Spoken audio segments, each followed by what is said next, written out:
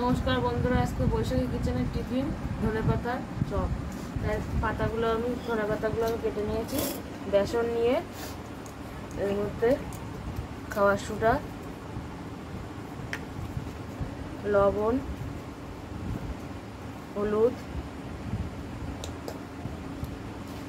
লঙ্কার গুঁড়ো দিয়ে জল দিয়ে ভালো করে মেখে নিচ্ছি।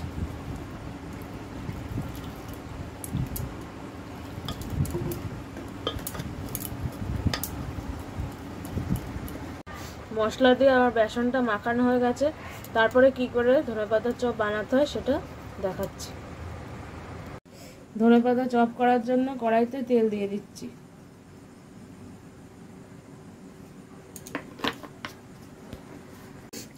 তেলটা আমার গরম হয়ে গেছে। ধনেপাতা চপ করার জন্য আমি তেলে দিয়ে দিচ্ছি।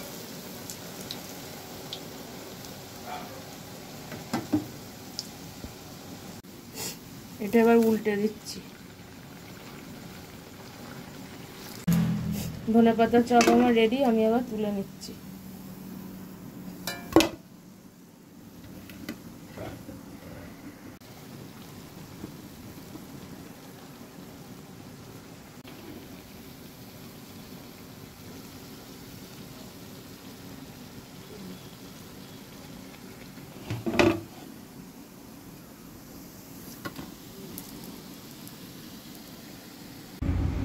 বন্ধুরা, ধনেপাতা চপ আমার রেডি।